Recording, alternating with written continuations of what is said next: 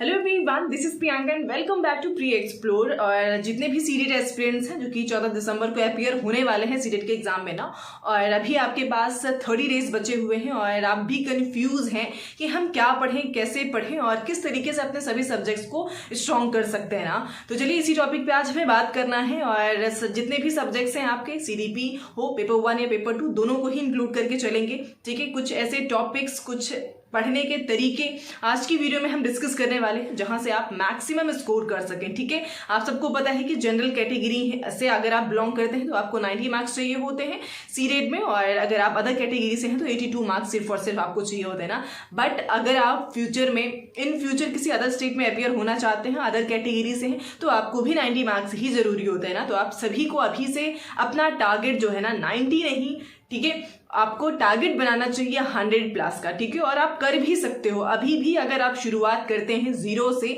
तो बिल्कुल आप 100 प्लस स्कोर कर सकते हैं। ठीक है, बस आपको वीडियो को लास्ट तक देखना है और चीज़ों को समझते चलिए कि क्या और किस तरीके से अगर आप पढ़ेंगे। देखिए, सिर्फ अगर आपके दिमाग में ये चीज़ें है ना कि आपने कोई बैच परचेज कर लिया या फिर जा करके आप कोचिंग ऑफलाइन ऑनलाइन जिस तरह से आप चीज़ें पढ़ करके ना अगर आपको लगता है कि आप क्वालिफाई कर लेंगे ना, तो ये आपकी बहुत बड़ी गलती है। सीटेट का मतलब सेल्फ स्टडी से होता है। सीटेट मतलब सेल्फ स्टडी, समझ रहे हैं आप?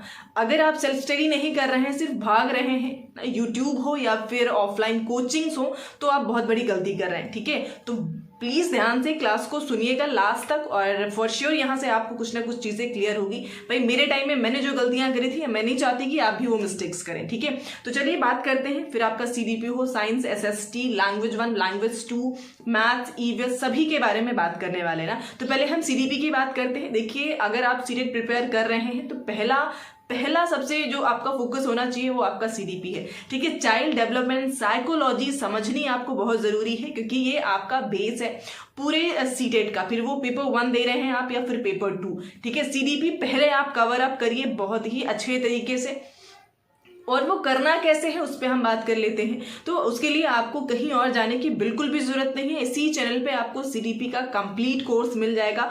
नोट्स भी मैंने आपको प्रोवाइड कर दिए हैं। भाई अभी हमारी रिवीजन क्लास शुरू हो चुकी है। अगर आप जुड़े हुए हैं तो आपको पता ही है, फर्स्ट टाइम है तो जरूर जाके चेकआउट करेंगे। ठीक है, और टेलीग्राम का लिंक दिया गया है, वहां पर मैंने आपको सारी नोट्स सीडीपी की वहां पर शेयर की हुई है। ठीक है, तो वहां से जाकर के आप नोट्स अपना ले सकते हैं, आपको जिस तरीके से जो भी लाइक आपको बेहतर लगे। ठीक है, आप वो करिए और नोट्स आपके पास रहेंगी ही। और करना क्या है, सीडीपी आपको बहुत अच्छे तरीके से पहले प्रिपेयर करनी है। ठीक है, सीडीपी प्रिपेयर क्यों करनी है? बिकॉज वो आपका बेस है अदर सब्जेक्ट्स की। ठीक है, सभी सब्जेक्ट में, फिर आपका ईवीएस हो, मैथ्स हो, लैंग्वेज 1, लैंग्वेज 2, सभी में जो पेडागोजी आती है 15 नंबर की, वो उसकी समझ कहीं ना कहीं आपकी सीडीपी से जुड़ी हुई है। ठीक है, अगर आप सीडीपी अच्छे से करते हो तो अदर आपके ओवरऑल 75 मार्क्स की पेडागोजी आती है। ठीक है, 15 नंबर की सभी 5 सब्जेक्ट्स में आपको पेडागोजी देखने को मिलती है और वो आपके सीडीपी से कनेक्ट कर रही है। तो ऑब्वियस सी बात है, वो 75 मार्क्स आप कंफर्म करना चाहते हो तो पहले उसको कवर अप करिए। मैं ये नहीं कह रही कि आप यहीं से पढ़िए, कहीं से भी पढ़िए, पर पहले वो करिए ना। और कुछ ऐसे टॉपिक्स हैं जिनको आपको अभी आपके पास 30 डेज है, अगर आप बुक लेकर के बैठ गए हैं ना तो ये गलती बिल्कुल मत करना। ठीक है, कुछ टॉपिक्स आपके पास हैं जो मैं आपको बता रही हूँ और इन्हें आप सर्च करिए। जैसे भी आपको करना है ना, आप उस तरीके से पढ़िए, बस आपको पढ़ना है, ये चीज़ आप मान के चलिए। ठीक है, अब बहुत सारे टॉपिक्स हैं, उसमें सबसे पहले आपको एनसीएफ 2005, एनईपी 2020, ले वाइगोत्स्की, जीन प्याजे, कोलबर्ग हो गए। ठीक है, हॉवर्ड गार्डनर की मल्टीपल इंटेलिजेंस थेरीज, और लर्निंग क्या है, अधिगम क्या होता है। ठीक है, लर्निंग डिसेबिलिटीज कौन कौन सी हैं, जैसे कि डिसलेक्सिया, डिसग्राफिया, डिसकैलकुलिया। ठीक है, और एडीएसडी क्या है, ये सारी चीज़ें आपको कवर अप करनी है। 1 नंबर कन्फर्म यहाँ से रहता है। सोशलाइजेशन, सामाजिकरण, ठीक है, इसके सोर्सेस कौन कौन से हैं, और फॉर्मेटिव एंड समेटिव असेसमेंट क्या है, बहुत क्वेश्चन बनता है यहाँ से। ठीक है, जेंडर क्या है, ठीक है, इसको समझना जरूरी है। ब्रूनर की थ्योरी को हमेशा ही आपको जीन प्याजे के साथ कंपेयर करके पूछ लिया जाता है। और दूसरी चीज, ये सारी थ्योरीज यहाँ पे मैंने कंप्लीट करी हुई है विद नोट्स, आपको नोट्स भी मैंने प्रोवाइड करी है ना। और ग्रोथ एंड डेवलपमेंट क्या है, डेवलपमेंट के प्रिंसिपल्स कौन कौन से होते हैं, हेरिडिटी एंड एनवायरमेंट, अब आपसे क्वेश्चन हेरिडिटी और एनवायरनमेंट ना कह करके नेचर और नर्चर से कनेक्ट करके पूछते हैं, ठीक है। नेचर जिसे हम हेरिडिटी कहते हैं, नर्चर जिसे हम एनवायरनमेंट कहते हैं, पर्यावरण कहते हैं, ठीक है। तो अभी जो पुराना पैटर्न था ना उससे थोड़ा सा हट चुके हैं। दैट इज वाई सीटेट को क्वालिफाई करना इतना आसान भी नहीं है, लेकिन अगर आप सही तरीके से पढ़ रहे हैं तो इतना डिफिकल्ट भी नहीं है। समझ रहे हैं बात को। तो ये चीज हो गया। नेक्स्ट है मोटिवेशन, डाइवर्जेंट, कन्वर्जेंट थिंकिंग हो जाती है, इंक्लूसिव एजुकेशन हो गया ना। तो ये ऐसे टॉपिक्स हैं, इनको सबसे पहले आपको कवर अप करना है, ठीक है। पहले आपको, और कवर अप कैसे करना है वो आप समझिए। कंप्लीट मैंने यहाँ पे कराया हुआ है, स्टिल आपको यहाँ से नहीं पढ़ना है, आप कहीं से भी पढ़िए, सर्च करिए एक एक टॉपिक अपने नोट्स। और नोट्स अभी मतलब छापने मत बैठ जाइएगा कि बैठ के छाप ही रहे हैं। आपको ऐसे करना है कि आपको समझ में आ जाए और एक माइंड मैप जैसा आप बना सकते हो, ठीक है। और उसके बाद प्रैक्टिस करना शुरू कर दीजिए, क्योंकि सिर्फ अगर आप थ्योरी रटोगे, नोट्स बनाओगे, थ्योरी रट रहे हो तो ये भी इनफ नहीं होगा और इससे आप पास भी नहीं कर पाओगे पेपर को। ये चीज़ आप लिख के ले लीजिए, ठीक है। आपको प्रैक्टिस करनी ही पड़ेगी, वो भी प्रीवियस ईयर पेपर। अभी प्रीवियस ईयर पेपर कहाँ में मिलेगा, ठीक है। क्या आप इसके लिए खैर आप बुक भी ले सकते हो अगर आप लेना चाहते हैं ना, बट वहाँ पे थोड़ा बहुत मिस्टेक्स रह जाती हैं, कुछ ना कुछ गलतियाँ आपको देखने को मिलती हैं। उस चीज़ से बचने के लिए ना, अगर आप चाहते हैं कि आपको एक लाइक ऐसा है ना कि मतलब मान लीजिए आप प्रैक्टिस कर रहे हो और किसी क्वेश्चन में कोई चीज़ नहीं आ रही है आपको, तो भी आप क्या कर सकते हैं, लाइक आपको दिक्कतें ना आए, प्रॉपर आपको सॉल्यूशन मिल जाए और एक ब्रीफ डिस्क्रिप्शन मिल जाए, तो उसके लिए आप क्या कर सकते हैं, टेक्स्ट बुक का पास प्रो सब्सक्रिप्शन ले सकते हैं, ठीक है। स्क्रीन पे आप देख पा रहे होंगे। अगर आप ये चीज़ ले रहे हो और इस कोड का इस्तेमाल करेंगे अगर आप, तो यहाँ पे आपको ऑफ मिल जाएगा। और पास प्रो सब्सक्रिप्शन इसलिए अच्छा होता है बिकॉज यहाँ पे सिर्फ सीटेट ही नहीं, भाई सीटेट के एग्जाम में थोड़ी ना देना, सीटेट तो सिर्फ एक क्वालिफाइंग नेचर का एग्जाम है, आपको क्वालिफाई कर लेना है और उसके बाद भी अदर एग्जाम्स में भी अपीयर होंगे, तो उसका भी लाइक आपको बहुत सारा यहाँ पे मटेरियल मिल जाएगा। तो बिल्कुल आप ले सकते हैं, सजेशन है, अगर आप चाहें तो लें, नहीं चाहते तो आप बुक परचेज कर सकते हैं, कोई इशू नहीं है, ठीक है। फिर दूसरी बात, सीडीपी आप समझ गए होंगे क्या करना है, कैसे करना है। दूसरा हम बात करते हैं साइंस और एसएसटी की ना, पेपर 2 में। देखिए साइंस और एसएसटी के लिए आपको मुझे लगता है कहीं और भटक नहीं, देखिए आता आपका एनसीईआरटी है ना, ये सबको पता है, तो फिर मार्क्स क्यों नहीं आ पाते, क्योंकि आप भटकते रहते हैं इधर उधर, यहाँ भाग रहे हैं वहाँ भाग रहे हैं, खुद सेल्फ स्टडी नहीं करना चाहते। और सबसे ज़रूरी सीटेट को क्वालिफाई करने के लिए सेल्फ स्टडी ही होती है ना। इसके अलावा अगर आप भटक रहे हैं तब फिर आप अपना टाइम वेस्ट कर रहे हैं और फिर एग्जाम में भी फिर उस हिसाब से आपको रिजल्ट नहीं मिलेगा ना। तो इसके लिए मैं आपको सबसे बेहतर तरीका बताती हूँ, आपको बुक्स भी नहीं खरीद के लेकर आनी है, आपका अपना फ़ोन जो आप इस्तेमाल करते हैं, ठीक है, दिन में पता नहीं कितने बार इस्तेमाल करते होंगे और कितना टाइम इसमें लगाते होंगे ना। इसी में आपको मैं ये लोगो लगा देती हूँ स्क्रीन पे, आप देख लीजिएगा, रेड कलर का लोगो है और इसे आप इस रेड कलर का जो है इस वजह से मैं इसको प्रेफर कर रही हूँ बिकॉज यहाँ पे हिंदी और इंग्लिश दोनों में ही बुक्स आपको अवेलेबल हो जाएंगी और वो भी पूरा क्लास 1 to आपको 10th 12th, खैर उतनी ज़रूरत नहीं है बट मैं बता रही हूँ कि सारी बुक्स अवेलेबल होती हैं, बाइलिंगुअल रहती है, ठीक है। ये चीज़ समझ लीजिए। आपको साइंस और एसएसटी के लिए क्लास 6 to 8th की ज़रूरत होती है। देखिए कहा तो 6 to 8 कहा जाता है, लेकिन आपका जो पेपर है ना वो क्लास 10 तक चला जाता है। क्वेश्चंस जो आते हैं ना वो क्लास 10 तक के क्वेश्चन पूछ लिए जाते हैं। तो अगर हम साइंस की बात करते हैं या फिर एसएसटी की, तो दोनों ही बुक्स आपको यहाँ से मिल जाएंगी और चैप्टर वाइज आप पढ़ सकते हो और वहाँ पे प्रॉपर पेन एक आपको दिख जाएगा, ठीक है। डाउनलोड करेंगे जब भी आप इस ऐप को, तो उस रीड करिए, आप रीड करके आप नोट्स नहीं बना सकते हैं बिकॉज भाई नोट्स बनाने के लिए एक अच्छा प्रॉपर टाइम चाहिए आपको। अगर आप नोट्स नहीं बनाना चाहते हो, बुक को रीड करिए, फिर भी आप कुछ ना पॉइंट वाइज नोट्स बना सकते हैं जल्दी जल्दी, क्योंकि भाई जब रिवीजन की बारी आती है ना, लास्ट टाइम आपको रिवीजन ही चाहिए होता है ना, और आप चाह रहे होते हो कि आपके पास सामने चीज़ें कुछ हों जिसको आप जल्दी से रिवाइज करके ख़त्म कर दें, फिर कोई पीडीएफ या बुक लेकर के नहीं बैठता है, ठीक है। तो आप ये कर सकते हैं, तो आप रीड करते जाइए, अपनी नोट्स प्रॉपर बनाते जाइए और साथ ही साथ प्रैक्टिस करते जाइए, वो बहुत ज़रूरी है, उसको आप इग्नोर नहीं कर सकते, ठीक है। वो आपको साथ में लेकर चलना ही पड़ेगा, नहीं तो गड़बड़ हो जाएगा, क्योंकि लिमिटेड टाइम है। अगर आप सोच रहे हैं कि अभी आप सिर्फ नोट्स बना लें, सिर्फ बुक्स पढ़ लें और प्रैक्टिस को साइड कर देना, तो गलत हो जाएगा फिर, ठीक है। तो इस तरीके से कर सकते हैं। एसएसटी के लिए आपको पता ही है, एसएसटी में आपके ज्योग्राफी, हिस्ट्री, सिविक्स ये सब कुछ होते हैं और ये सारी ही बुक्स आपको वहीं पर मिल जाएंगी। बाइलिंगुअल रहेंगी, हिंदी वाले हिंदी में पढ़ें, इंग्लिश वाले इंग्लिश में पढ़ें, प्रॉपर आप उसी बुक में भी आप डार्क कर सकते हो उसको, लाइक उसमें सुविधा होती है जब आप उसको ओपन करोगे ना तो उसमें पेन का एक साइन सिंबल रहता है, उससे आप अपने हाईलाइट कर सकते हैं और उसको सेव कर सकते हैं वैसे ही। लाइक जब नेक्स्ट टाइम आप ओपन करोगे तो वो इंपॉर्टेंट पॉइंट्स आपको पता रहेगा कि इन्हें ही हमें पढ़ना है, समझ रहे हैं आप, तो आप वहां से भी रिवाइज कर सकते हो। आई थिंक ये पॉसिबल है, इतना किया जा सकता है, ठीक है। तो इस तरीके से साइंस और एसएसटी में, और सिर्फ क्लास 6 to 8 ही ना करें, मेरा तो कहना होगा आप 10 तक 9th और 10th भी कर लीजिए, बिकॉज 9th और 10th से भी आपके क्वेश्चन बन रहे हैं, ठीक है। ये चीज़ समझ गए होंगे। और मेरे पास साइंस की कुछ पीडीएफ्स हैं जो मैं आपको पढ़ा तो नहीं पाई हूँ, बट मैं शेयर कर दूंगी टेलीग्राम पे, तो वहां से जाकर के आप पढ़ सकते हैं, है ना। और लैंग्वेज 1 लैंग्वेज 2 की बात करते हैं तो देखिए लैंग्वेज 1 और लैंग्वेज 2 बहुत इजी है भाई। 60 मार्क्स का होता है, 30 मार्क्स का लैंग्वेज 1, 30 मार्क्स का लैंग्वेज 2। आप इजीली इसमें अच्छा स्कोर कर सकते हैं अगर आप तरीके से पढ़ाई कर रहे हैं। देखिए लैंग्वेज 1 आपकी वो होनी चाहिए जिसपे आपकी बहुत अच्छी सी पकड़ हो, ठीक है। और वो कोई भी लैंग्वेज हो सकती है, मैं फॉर एग्जाम्पल हिंदी मान के चलती हूँ, ठीक है। हिंदी आपने चूज कर लिया है ना, और अगर आपकी लाइक जो जिसमें अच्छी पकड़ है वही आप लैंग्वेज 1 लीजिए ना, आपका कोई भी हो सकता है। फिलहाल मैं हिंदी की बात कर रही हूँ, जैसे मैंने कहा। तो आपने हिंदी लिया तो 15 नंबर का पैराग्राफ आता है। पैराग्राफ आपको कहीं और जाना, प्रैक्टिस नहीं करना है।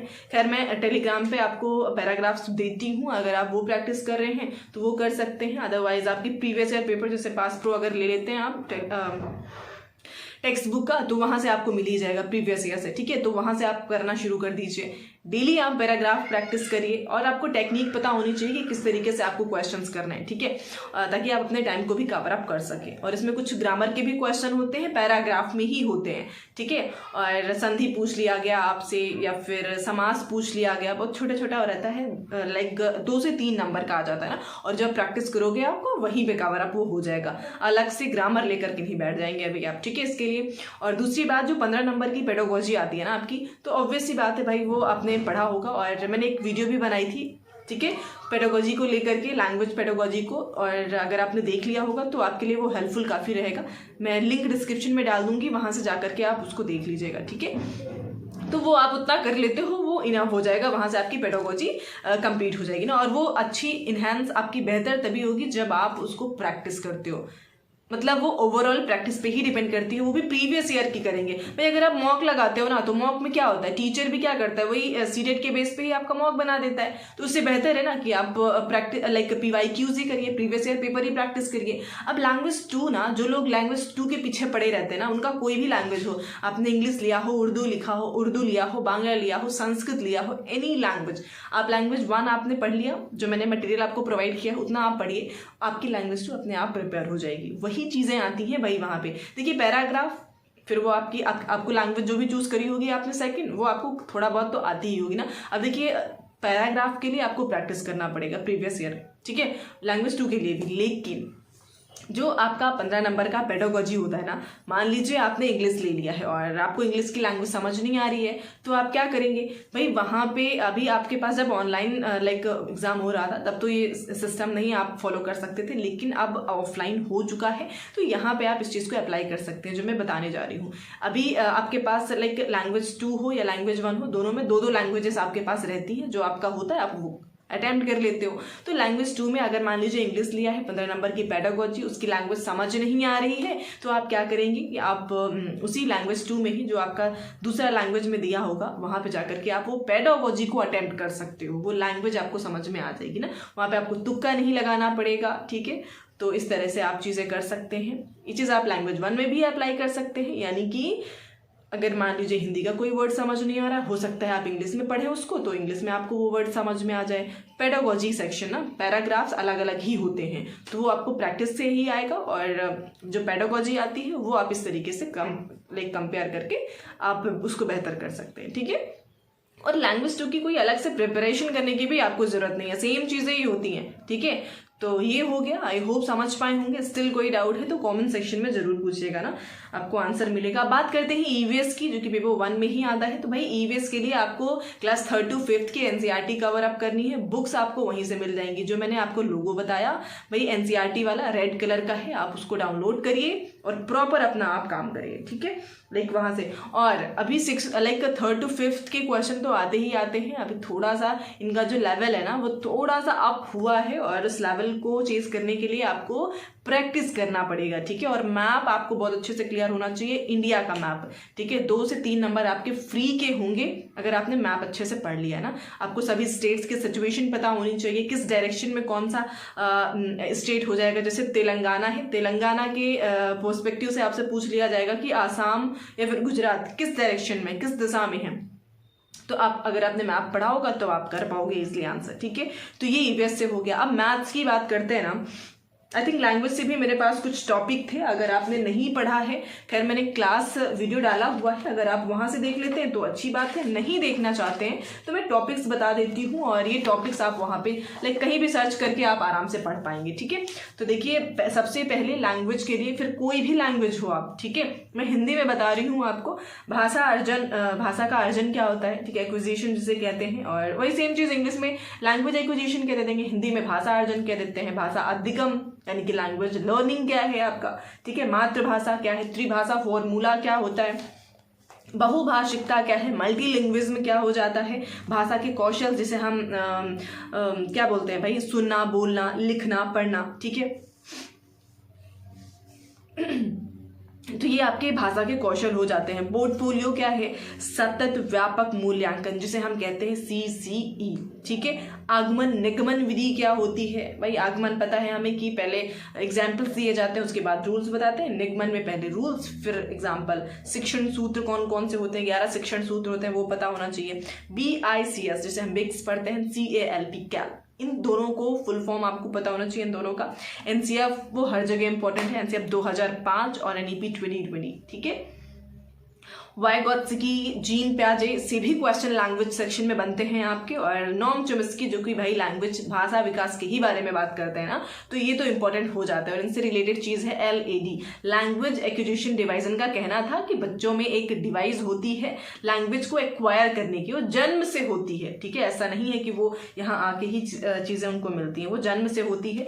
तो ये चीज इंपॉर्टेंट हो जाएगा, ठीक है। रीडिंग के कुछ टाइप्स होते हैं, जैसे बच्चा गहन अध्ययन कर रहा है या सरसरी नजर से पढ़ रहा है, तो ये इससे रिलेटेड क्वेश्चन आपसे पूछ लिए जाते हैं। निदानात्मक और उपचारात्मक शिक्षण क्या होता है भाई, निदान का मतलब डायग्नोज करना। आप बच्चे की दिक्कत को डायग्नोज कर रहे हो ना, यहाँ पे लाइक एक डॉक्टर की तरीके से आप बीमारी ढूंढने की कोशिश कर रहे हैं। और उपचार उसके बाद जानने की बात करते हैं आप, ठीक है, रेमीडियल टीचिंग देते हैं।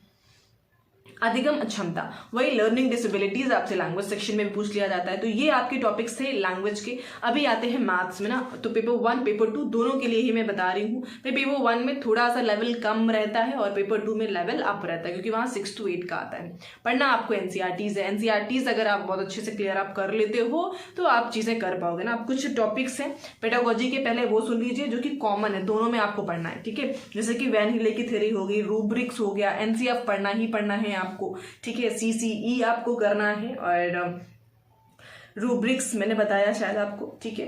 और आकलन मूल्यांकन हो गया, ये सारी चीजें आपको एक इसमें कंप्लीट करनी है आपको, लाइक पेडागोजी में, ठीक है। और इसके बाद हम आते हैं आपके कुछ टॉपिक्स में बता रही हूँ जो पेपर 2 के लिए हैं और पेपर 1 के लिए भी आप पढ़ सकते हो। जैसे कि LCM SCF पेपर 2 में ही पूछा जाता है आपका। डिविजिबिलिटी रूल पेपर 1 और पेपर 2 दोनों में आता है। मीन, मोड, मीडियन, रेंज ये आपका पेपर 2 में आता है, ठीक है। Face value, place value paper 1 के लिए इंपॉर्टेंट है और पेपर 2 में फिर आएगा ही, है ना, क्या ही दिक्कत है। अब हम ट्राइंगल और कॉन्ग्रुएंसी की बात करते हैं ना। देखिए ट्राइंगल से रिलेटेड आपको सारे फैक्ट पता होने चाहिए ना, फिर वो समरूपता से रिलेटेड हो, ठीक है, या फिर सर्वांग समता से रिलेटेड हो, ठीक है। सिमिलैरिटी और कॉन्ग्रुएंसी दोनों से रिलेटेड फैक्ट आपके ट्राइंगल से पूछे जाते हैं। भाई ट्राइंगल में सबसे बेसिक चीज होती है कि जितने ही लाइक 3 एंगल्स होते हैं, इंटीरियर एंगल्स का सम 180 डिग्री होता है। दूसरी चीज 2 साइड्स का अगर हम 2 भुजाओं का जोड़ तीसरी भुजा से बड़ा होता है, ये चीजें आपको पता होनी चाहिए, है ना। और जितने भी कॉन्ग्रुएंसी के रूल होते हैं, सिमिलैरिटी के रूल होते हैं, वो क्लियर होना चाहिए आपको, ठीक है। ट्राइंगल के टाइप कितने होते हैं, 3 टाइप होते हैं एंगल के बेसिस पे, 3 टाइप होते हैं आपके साइड के बेसिस पे। जैसे एंगल की बेसिस पे बात करते हैं तो आपका right angle, acute angle, obtuse triangle, sorry triangle बोलेंगे, ठीक है, ट्राइंगल हो जाता है। और साइड की बेसिस पे बात करते हैं तो यहाँ पे आपका इक्विलैटरल ट्राइंगल, स्केलाइन ट्राइंगल और आपका आइसोसेलेस ट्राइंगल हो जाता है, ठीक है। तो ये तीन लाइक ओवरऑल 6 तरह के होते हैं आपके ट्राइंगल्स। तो इन सभी की प्रॉपर्टी के बेसिस पे यहाँ से क्वेश्चन बन जाते हैं। ट्राइंगल बहुत अच्छे से क्लियर होना चाहिए, ठीक है। और कॉन्ग्रुएंसी जैसे मैंने बता ही दिया, स्क्वायर, आपको स्क्वायर और स्क्वायर रूट्स आने चाहिए, 2D 3D शेप्स क्लियर होना चाहिए आपको प्रॉपर, ठीक है। और TLMs का यूज़, तो ये सारे टॉपिक्स हैं जो कि मैथ्स में इंपॉर्टेंट है और आपको पता होने चाहिए, ठीक है। आई होप कुछ ना कुछ आप समझ पाए होंगे कि इतने दिनों में आपको अगर ये सारी चीज़ें आप कर रहे हो तो आप सही डायरेक्शन में हैं और अच्छा स्कोर कर पाएंगे।